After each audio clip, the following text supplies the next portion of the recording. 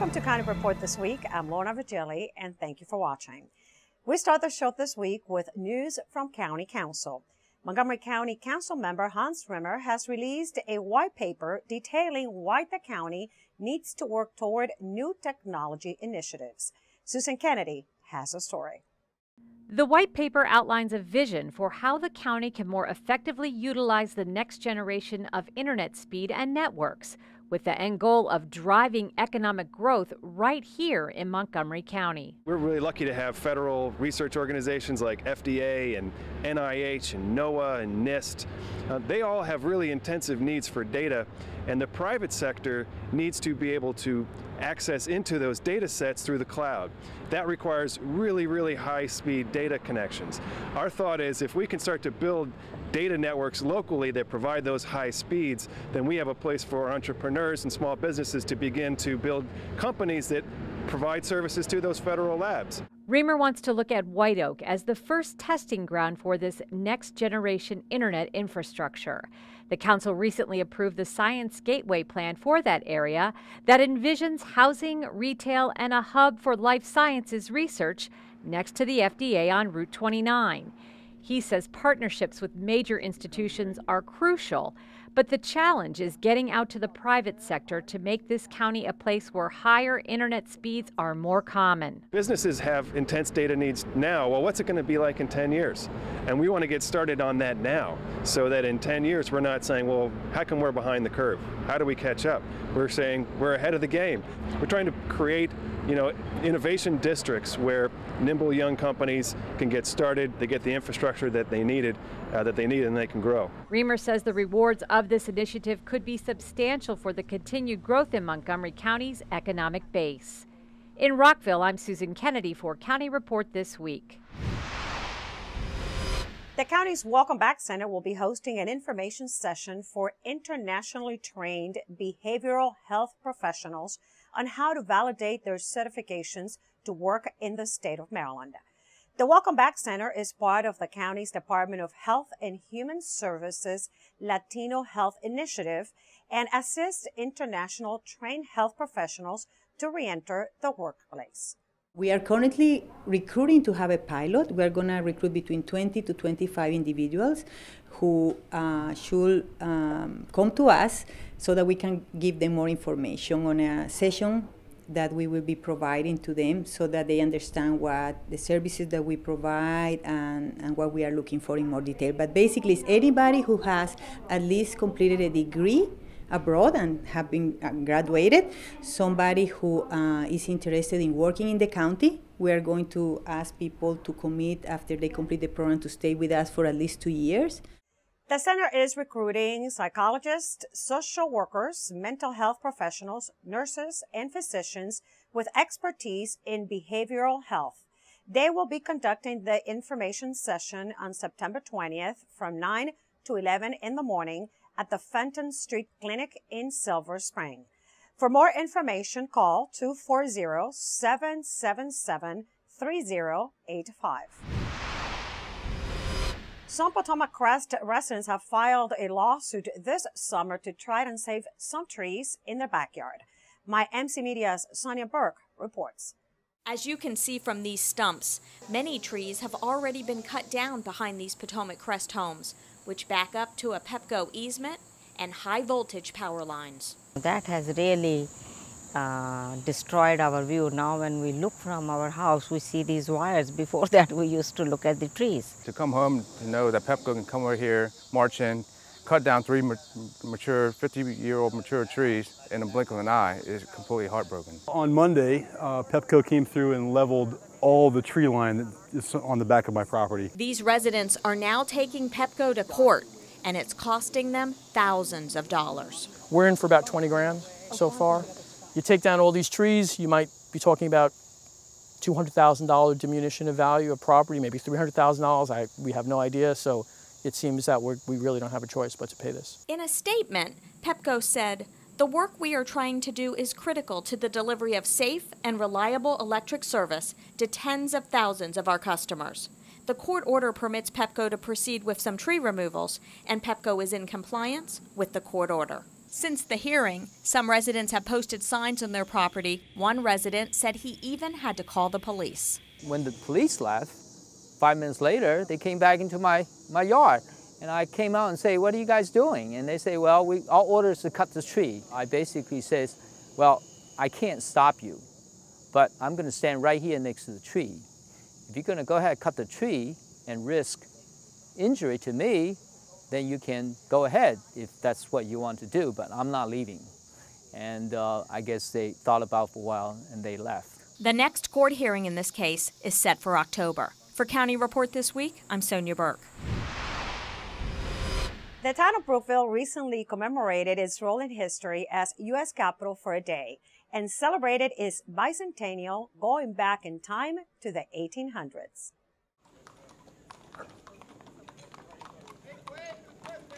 The town of Brookville went back in time to August 26, 1814, when United States President James Madison entered the town seeking refuge. For the 200th anniversary of that event, actors and elected officials brought to life that historic day when Brookville became U.S. Capitol for one day.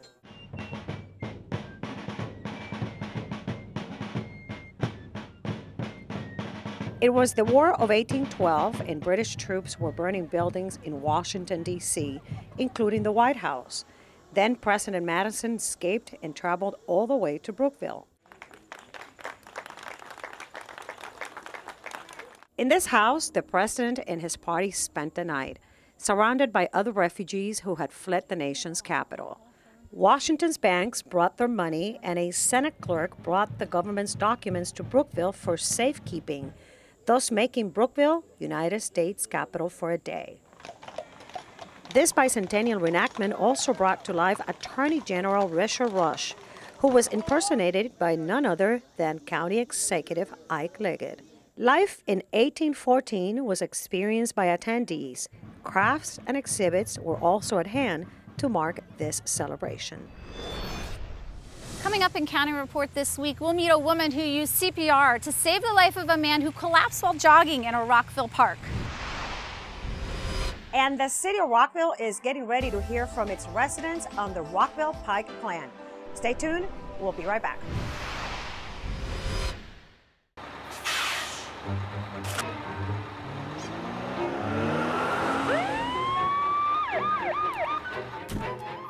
Hey, mister, down here. You illegally passed the stop school bus. I'm placing you in timeout, and this timeout means big fines, plus you really could have hurt somebody. That's why school buses are being equipped with video cameras to help kids like me stay safe, so respect the bus. Welcome back to County Report This Week. I'm Lorna Virgilí. A Rockville man nearly died after suffering cardiac arrest in a local park while pushing his son in a stroller. Thanks to the quick thinking of strangers, he's alive today, and on his 32nd birthday, he got the chance to thank them. My MC Media's Krista Brick reports. Krista? I'm at the College Gardens Park in Rockville, where an everyday hero saved the life of a man she'd never met. 1 and 2 and 3 and 4. Heather, just keep going. 1 and 2 and 3 and 4. Heather Von Kurtz was walking with her daughter Alexandra when they saw Michael Lou collapse as he pushed his son in a jogging stroller. As Alexandra flagged down an ambulance, Heather took instructions from 911 dispatcher Jeff Purcell and used CPR to save his life. Lou met his lifesavers for the first time at the Travilla Fire Station, and they helped him celebrate his 32nd birthday. I'm so touched to experience that and know that I have a second chance at life and a second lease on life in my family. It was Heather's CPR training from nearly a decade ago that helped her keep him alive until the ambulance arrived. This is a miracle to bear witness to this experience, to know that I played any part in him being here on his 32nd birthday and being able to experience his daughter being born in a few months. I mean, that's phenomenal. Alexandra remembers the day she helped save a life. I'm just so thankful that he's alive. Today, Michael and his wife Mary are expecting their second child in November. His everyday heroes are the reason he'll be here for that day. No, I think the emotion of, today's Michael's birthday, so it's extra special, but also the fact that I'm pregnant and, Nathan is so young, the fact that they will be able to have their father in their lives. For the past 6 months, Montgomery County has made a push for the public to use hands-only CPR. And learning how to do it is easy. The notion that I don't want to get involved because I'm going to give mouth to mouth to a stranger, people should no longer have that fear, because what's really important is the compressions. You can find more about CPR training classes on the American Red Cross website. For County Report This Week, I'm Krista Brick. And now joining us is Lucille Bauer from the Montgomery County Police Department. Lucille? Montgomery County Police, Fire, Rescue, and Emergency Management are asking, if there's an emergency or severe weather, are you ready? September is National Emergency Preparedness Month. Here in Montgomery County, we're encouraging community members of all ages to learn more about emergency preparedness and make a plan.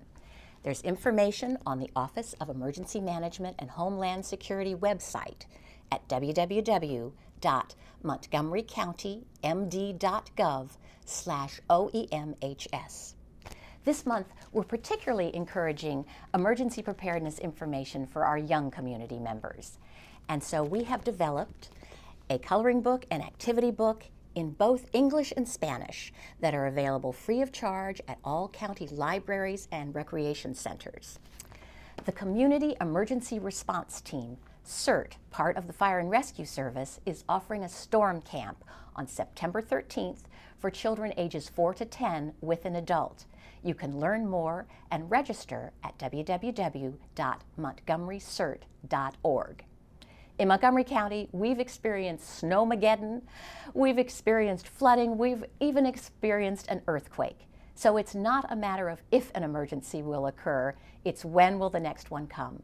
Please take some time this month to learn more about emergency preparedness and be ready.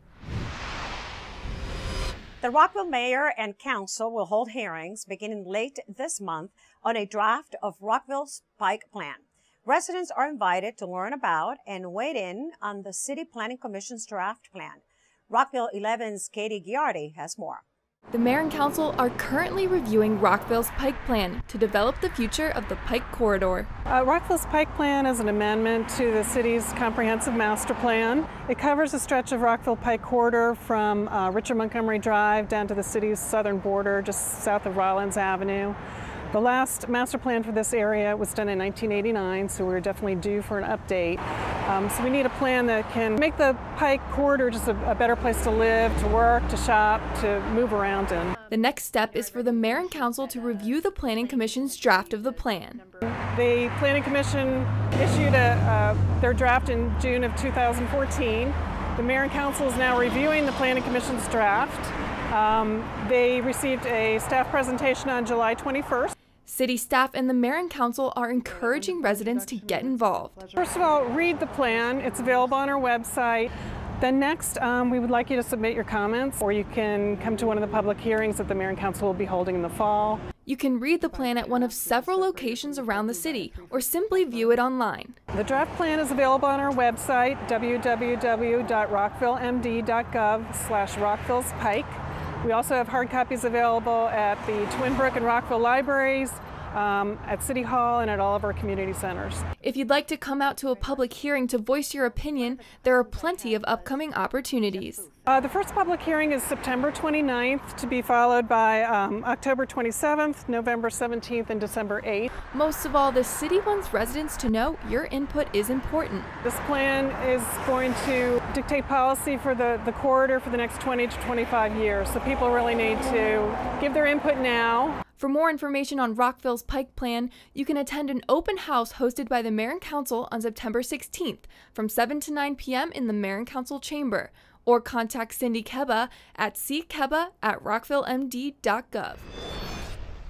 Coming up on County Report this week, we'll tell you why these readers are lined up in Tacoma Park. And there's a new bus shuttle to help students get quicker from one Montgomery College campus to another. Stay with us.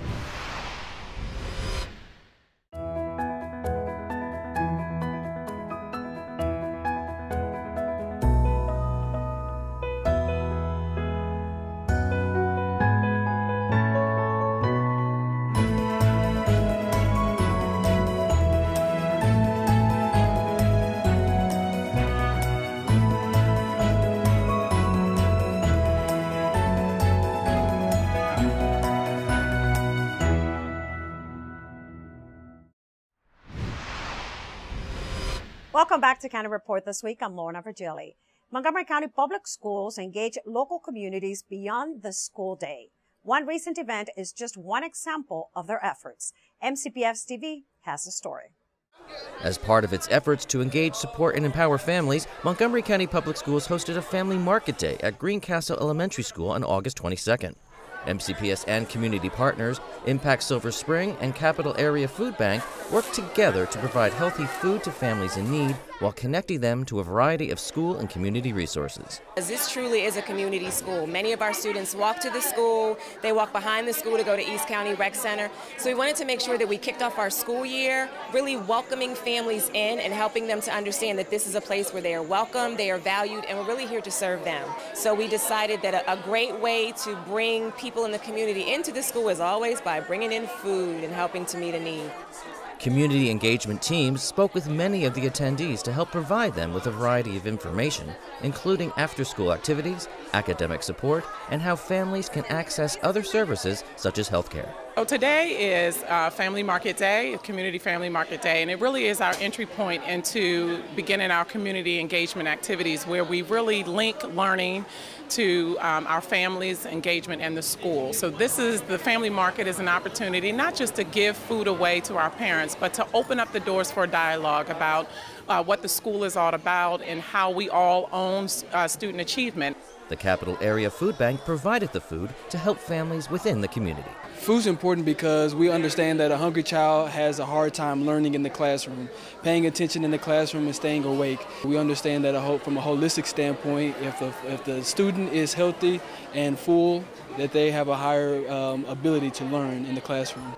More than 300 people attended the event, where community members and MCPS staff manned tables and answered parents' questions. This is all about ultimately getting to education equity issues.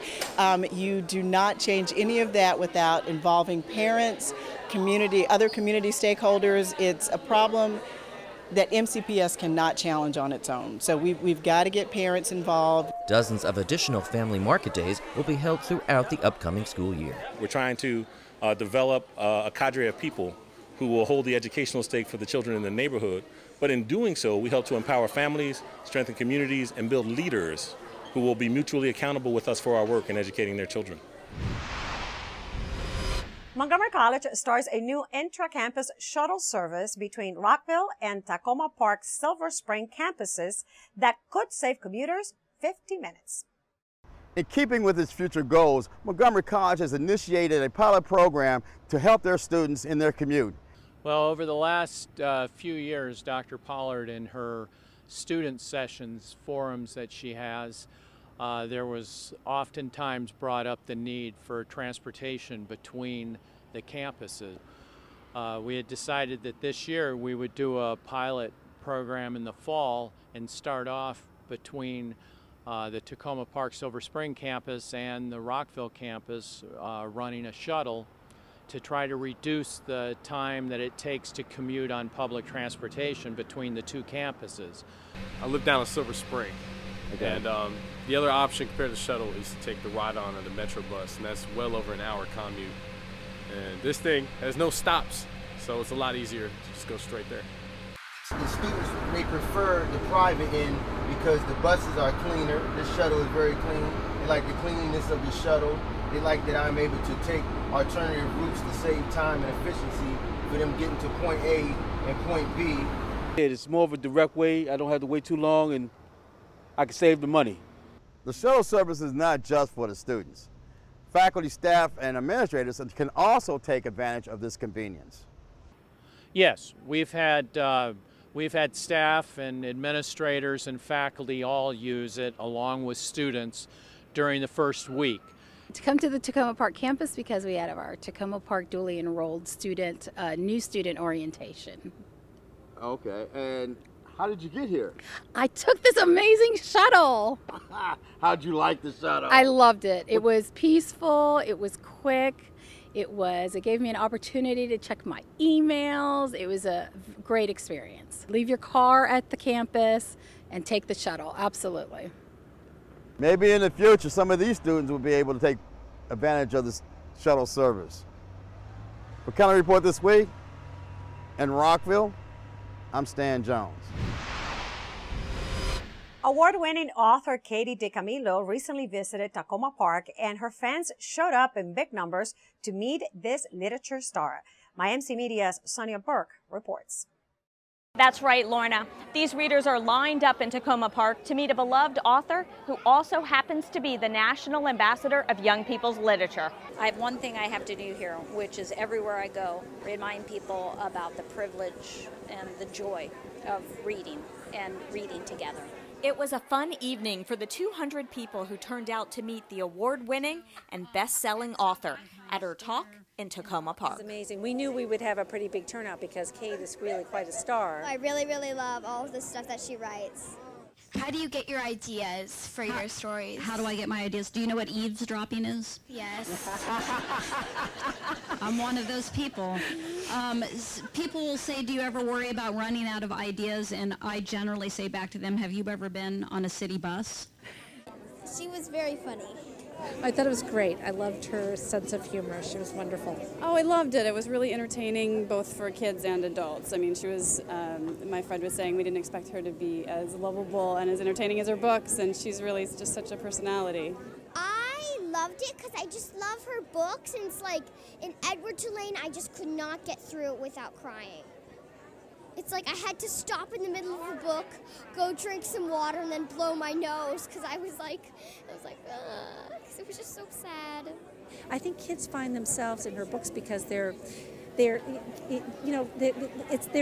They're quirky. There's a little something a little bit off, and kids like that. They like the humor. Because of Winn-Dixie was her first published novel. I made up the best dog that I could think of, and I wrote my way back to Florida. Wow. And she recently won her second Newbery for her latest novel, Flora and Ulysses. Books, I think, make us capacious. Reading enlarges our souls and our hearts. Right, right, yeah. For County Report this week, I'm Sonia Burke.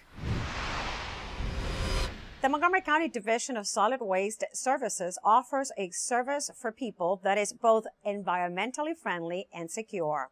On Saturday, September 13th, between 10 a.m. and 2 p.m., at Walter Johnson High School in Bethesda, shred and recycle your confidential papers. All types of papers, such as financial and legal documents, receipts, and tax and medical records, are acceptable. Residents can bring up to five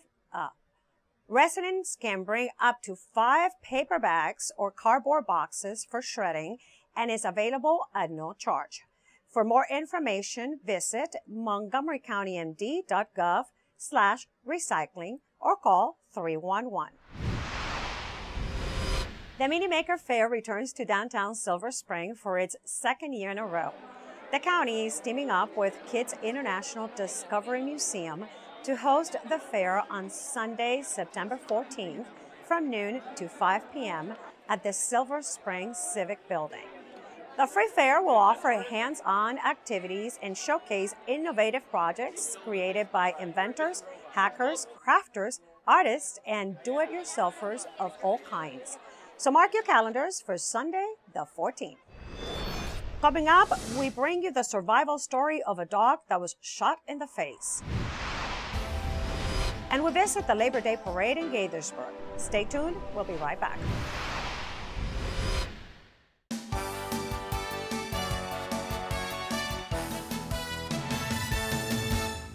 Fall semester has begun, but it's not too late to register for classes at Montgomery College. There are hundreds of programs and courses to choose from. Register in person at any of our 3 campuses or online anytime, 24 hours a day. The MC Shuttle is on its way. The new intra-campus bus will run between the Tacoma Park, Silver Spring, and Rockville campuses weekdays between 9 a.m. and 6 p.m. Shuttles are available to anyone with a current MC ID. Sign up for Montgomery College Alert today. Receive college closing, delay, and emergency information via text message and email. The service also sends important information about Montgomery County weather and traffic events.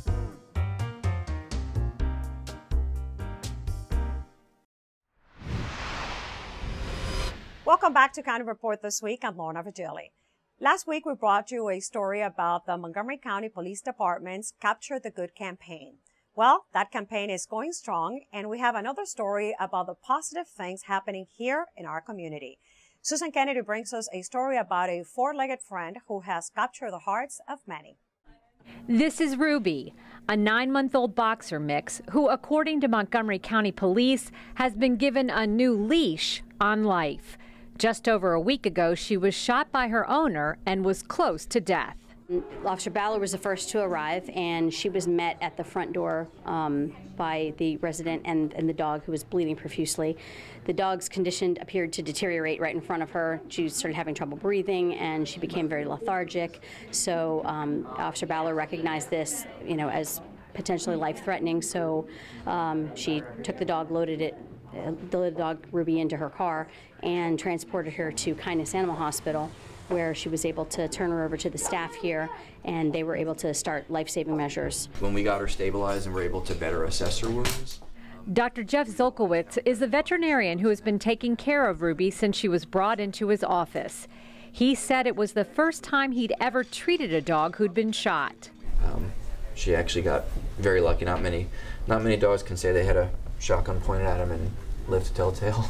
Kind of her first reaction was just, oh my gosh, it was obviously pretty horrific wounds that she had. And as a general practitioner, we don't see a huge number of emergencies, and I don't think my staff sees a huge number of emergencies. So this was the first gunshot wound, and certainly first shotgun wound that we'd ever seen, and it was pretty dramatic. The staff at the Kindness Animal Hospital have rallied behind Ruby, who is making a remarkable recovery. And what's even more remarkable is Dr. Zolkowitz is not only covering the cost of her treatment, but at the request of his wife, he'll be adopting her. Just the extent of her wounds was just so heartbreaking, and she's been a trooper through all of it. She only whines when we put her back in the cage because she just loves attention. Officers from the 4th District Police Department are also stepping up with donations for the care of Ruby. Sergeant Felsen says their station is full of dog lovers and that this tragedy has brought out the good in so many. There's so much negative news that everybody's hearing every day, and things like this are happening every day. There's good people out there, they're doing good things, and I wanted to draw some attention to that. Dr. Zolkowitz says Ruby's prognosis is good, but she will require long-term care, specifically orthodontic work. And in the meantime, the Kindness Animal Hospital, in partnership with the 4th District officers, has set up an online fundraising page to help with Ruby's immediate and long-term medical care. You can find it at youcaring.com. Reporting from Wheaton, I'm Susan Kennedy. The Montgomery County Executive Hispanic Gala is just around the corner. Executive Ike Leggett spearheaded the event last year, where organizations and individuals come together to support scholarships for Latino students who attend Maryland colleges and universities. This year, 50 students will receive a $2,000 scholarship. The event is at the Fillmore Silver Spring on September 18th from 7 to 11 p.m. For more information, visit MontgomeryHispanicGala.org or call 240-277-8072. And with that, we close this edition of County Report this week. Remember to like us on Facebook and to join us again at this time every week for a look at what's going on inside Montgomery County. We leave you today with some images of the Labor Day parade that took place in the city of Gaithersburg. I'm Lorna Virgilí, and thank you for watching.